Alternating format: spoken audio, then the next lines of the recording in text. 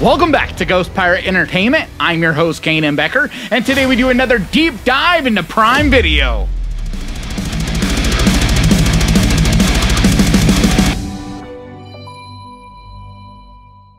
And let's get to the list.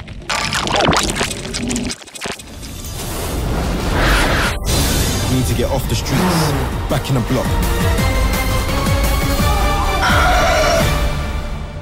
Attack the Block is a 2011 British sci-fi horror movie. Written and directed by Joe Cornish, it stars John Boyega, Jodie Whittaker, and Nick Frost. The plot's about a teen gang in South London who must defend their block from an alien invasion. Wait, this is safe. Good luck.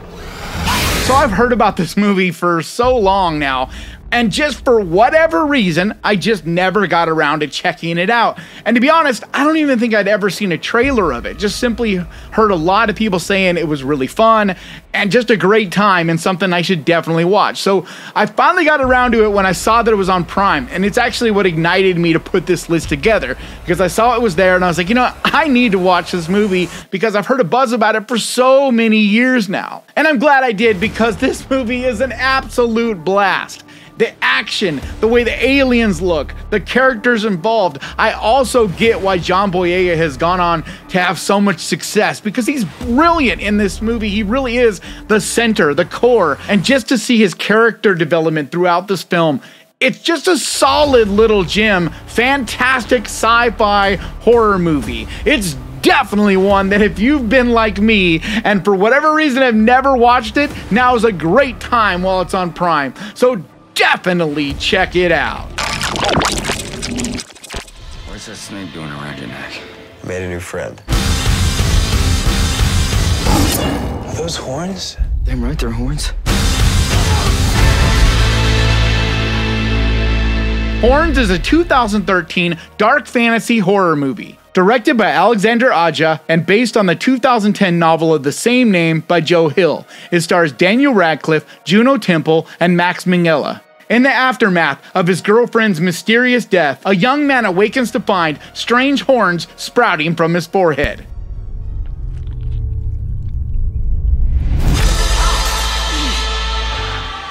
How do I look? Did you notice anything unusual?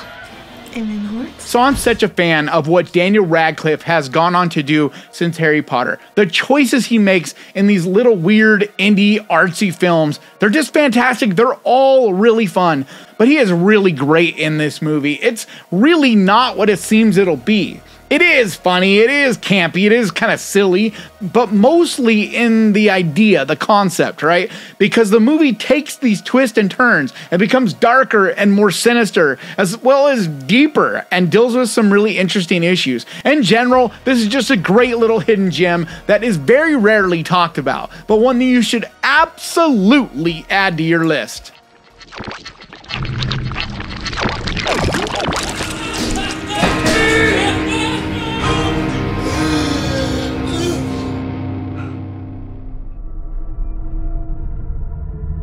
The Battery is a 2012 drama horror movie, directed by Jeremy Gardner in his directorial debut. It also stars Gardner as well as Adam Kroheim and Elena O'Brien. The plot's about two former baseball players who clash as they travel the rural backroads of a post-plague world teeming with the undead. I want to sleep in a house, in a bed, like a real human. You need to wake up and realize this is how it is out here now. Nobody's gonna flip the switch back on. So this is another one that's been on my radar for quite a while now. I've heard it's a great little hidden gem. On top of that, I'm a big fan of Jeremy Gardner. I really enjoy everything he's in. He's such a creative force. He writes, directs, produces, acts. He just really does a lot, and he's on the real underground indie world of horror and indie films in general, and sadly doesn't really get the recognition that I think he deserves. But this movie is really great. Now keep in mind, it is a small indie film. And on top of that, it really is a slow burn. It starts out especially slow. It's kind of programming your brain for the speed that this movie is going to be. And I really appreciate movies that do that. That just in the first 10 to 15 minutes, they kind of recalculate your brain with the speed and the size. Like, this is going to be a small movie and it's going to kind of take its time to tell you this story. You know, get your brain in the right place for this, just so you can really be receptive of the film and appreciate it for what it is. I mean, in the beginning, there's this scene where they're literally just sitting there brushing their teeth. Nothing else is happening. Music's playing, and it's kind of saying, hey, this is the speed this movie's going to be. You need to be on this wavelength. Otherwise, you're not going to enjoy it. And it was great because in my brain, I almost turned it off. But I was like, no, you know what? I respect this movie for what it's doing. Let me give it a shot. And I'm glad I did because it goes into some great directions. The emotion and character development, just these two characters who really come from kind of different worlds in a way, or at least different mindsets on how they see this post-apocalyptic world, and they're clashing and they just are doing things in a very different way. But it also has some tense moments and takes some chances. It is small, but it really packs a punch. I think this is a fantastic little drama horror movie that you should definitely take a look at.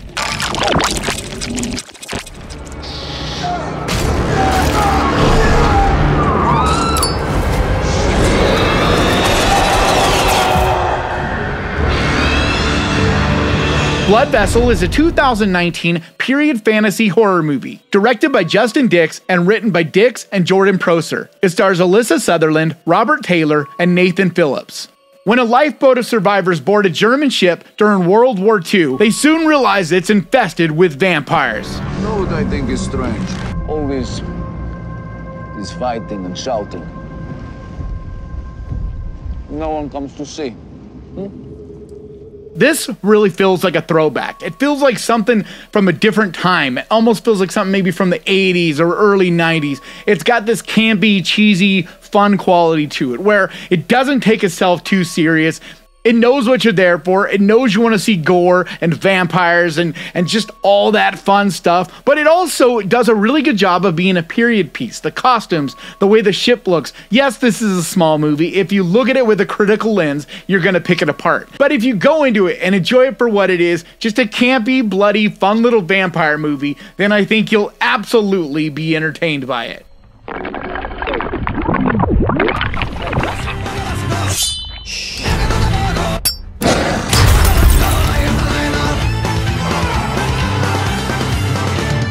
Bloody Hell is a 2020 Australian horror comedy, directed by Alistair Grierson and written by Robert Benjamin. The film stars Ben O'Toole, Carolyn Craig, and Matthew Sutherland.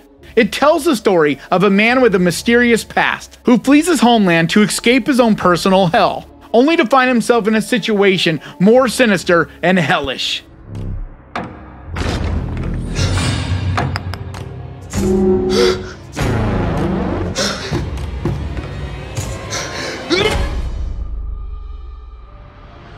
So this might be my favorite discovery this year. I discovered it early this year, but it came out in 2020. Otherwise, I would have put it on my best of this year list. It's that enjoyable, that entertaining, just a crazy, energy-filled, action, gory, silly. It's like horror and comedy in a great blend.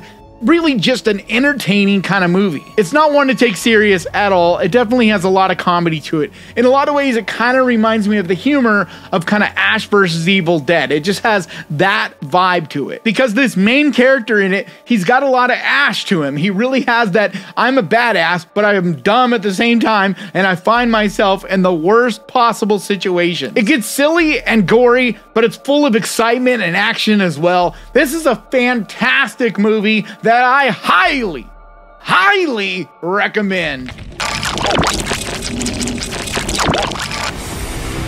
There's no one out here. He was here. He was right there. Soul Survivors is a 2001 psychological horror movie. Directed by Stephen Carpenter, it stars Casey Affleck, Eliza Dushku, and Luke Wilson. The plot's about a college student who finds herself caught between the living and the dead. Every soul taken. Sometimes I feel like he's still here with me. I mean, really here. there is one left behind. Hey there. I miss you. So back when this movie came out, I had a huge crush on Eliza Dushku. I mean, she was just absolutely gorgeous. And I'd be lying if I said that wasn't the main reason that I saw this movie the first time. But since then, this is one that I've revisited a few times because in that era, there were so many of these teen horror movies. You know, they were kind of light horror, PG-13 horror, and they were all the most beautiful teens. You know, and none of them really had a lot of substance. A few twists and turns here and there, but for the most part, they were all just trying to do what Scream did. But this is one that I felt was kind of the most unique of the bunch. And I'm not saying this is a game changer kind of movie, not at all. All those movies, including this one, are kind of trashy in their own way. But I think this one's fun. I enjoy a lot of the twists and turns that this movie does, but it also has plenty that you can kind of laugh at. There's a fast food quality. There's a weird comfort level for me when it comes to these early 2000s, late 90s, early 2000s movies, especially the teen ones, because I'll never argue that they're the best made movies by any stretch of the imagination. But there's something charming about them, something that, and I know a lot of it's nostalgia for me, but I just think they're a lot of fun. They don't take anything really that serious. So if you're looking for something like that, just kind of light horror in a way, I think this is a great little gem. So definitely check it out. If you fail to choose, the world will end.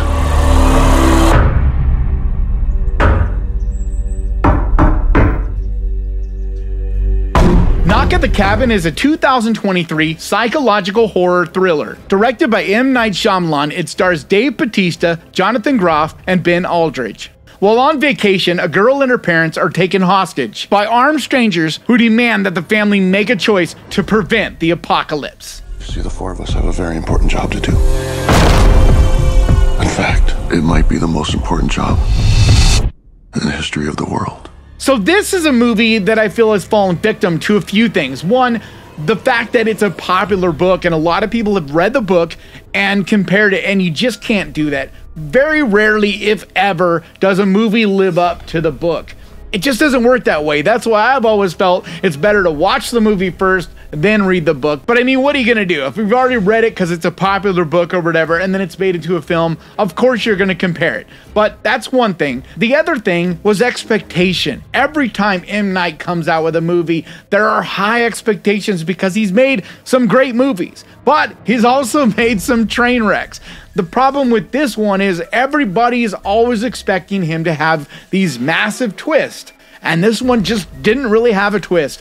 The other big thing, and I think the main thing that went against this, is the trailers, especially the final trailer. It showed literally this entire movie, and that's a huge problem. I know for me personally, I had seen the trailers. At the time, I was working at a movie theater, and it was just kind of part of my job, and it sucked because it really did ruin this movie for me. I did enjoy it. I did give it a favorable review, but there wasn't any surprises. Everything that happened, I was kind of like, yeah, I expected that. I saw enough in the trailer to kind of tell me what was going to happen. And I think it's a travesty. I think that a lot of these companies, they're so concerned with just getting as many people into the theater as possible and make their money that they don't care about the effects of it.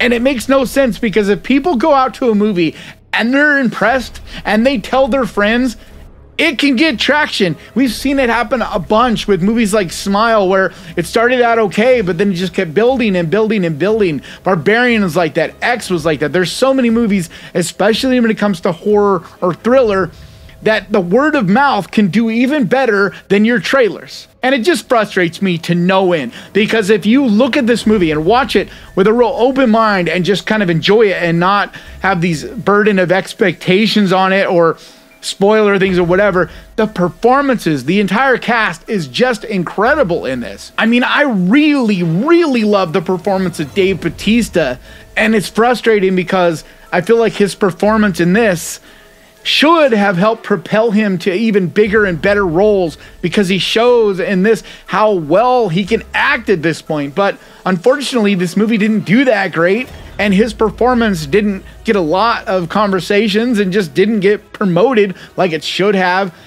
And it's really a shame because I think if you give it a little time and go back and watch this, or if you're someone that has never seen this movie, I think you'll be pleasantly surprised because I think it's better than you're probably expecting it to be. Because this isn't a film about a crazy twist. This is about these amazing performances, this tension and anxiety that these people are in. It's a film that I hope in the future will get a little bit of a second chance and people will kind of go back and watch it again, and little by little it'll start to get a following and people will at least give it the respect it deserves. Because I'm not saying it's an all-time great movie, but I am saying it's a lot better than the way it's been talked about.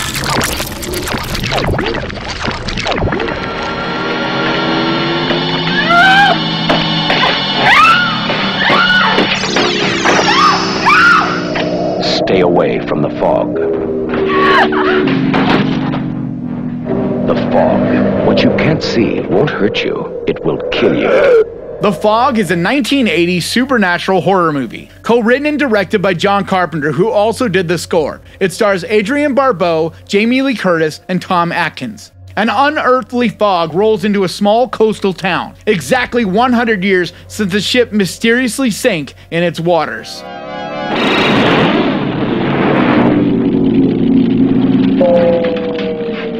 This is one of my all-time favorite 1980s horror movies. The cast is just stacked. Every one of them is so fun to watch. They all have unique characters. This movie is full of creepy, moody, atmospheric vibe. It's got these creepy ghosts. I love the effects that they're used.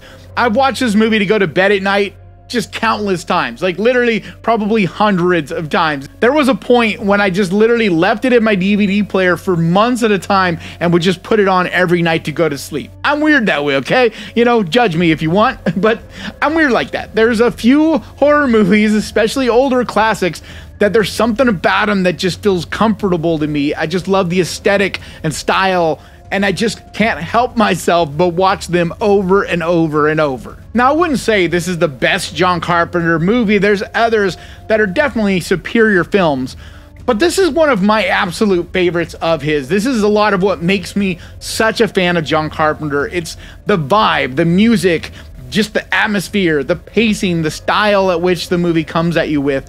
It's just great. I love that creepy coastal horror vibe. So if you're young in horror and you've never seen this gem, or if it's been a while, I think being that it's summertime, it's a perfect time to watch this. So absolutely check it out.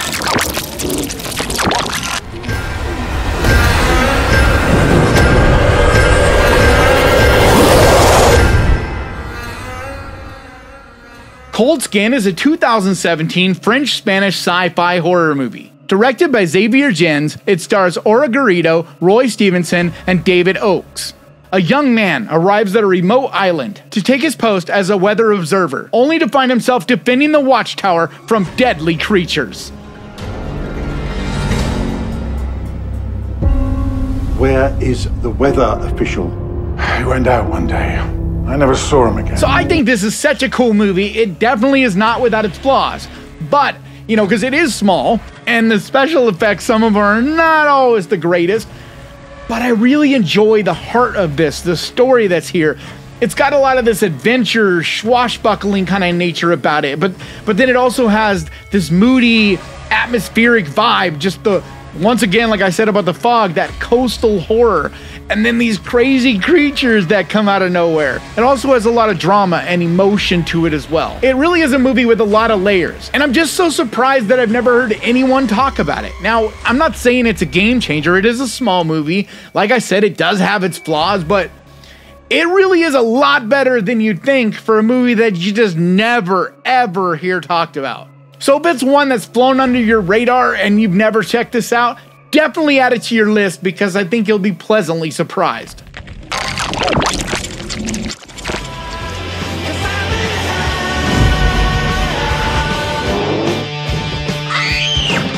Wow. Disturbing Behavior. Disturbing Behavior is a 1998 sci-fi horror movie. Directed by David Nutter, it stars James Marsden, Katie Holmes, and Nick Stahl.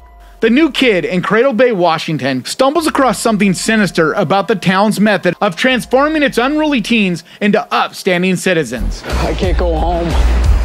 When I get there, they're waiting for me. Don't leave me alone like this! So this is another one of those late 90s, early 2000s teen horror movies, right? But this is another one that I feel is a lot different. It has a real unique flair about it. It isn't just like sexy teens kind of thing. There is an actual well-written story here with really cool fleshed out characters, suspense. It goes into some creative directions. In a lot of ways, it's really mysterious as it unfolds, and really a lot better than its counterparts that were coming out at that time. Especially when it comes to the teen horror genre. This is not one that I would say is just comfort good. You know, it's trashy and cheesy, but I love it for that. Now, this is actually a really good movie. It's really a solid, suspenseful, mysterious horror movie that is definitely worth checking out. So do yourself a favor this week and pick one of the movies from this list. Get your popcorn and your candy and enjoy! Alright guys, that's going to do it for me today. Thank you so much for watching, and if you enjoyed this, do me a favor. Hit the subscribe button and ding that little bell, because that is the best way to keep track of this channel and when I post videos like this, and I post videos like this every single week. And I also want to give a massive, huge, enormous thank you to the Ghost Pirate crew, to you guys over on Patreon, and to the channel members over here. You guys absolutely mean everything to me. And if you would like to find out how you can help support this channel, help it keep going, help me be able to continue to do this for a living, there's a link down in the description for Patreon. Or if you want to become a channel member, there's a button right down there that says join. But like always, thank you so much for watching. Please crush that like button. And remember guys, horror can be fun. If you enjoyed this, click right here to watch me list off my 10 absolutely favorite horror movies so far this year. And I'll see you guys next time. Whew, I'm tired.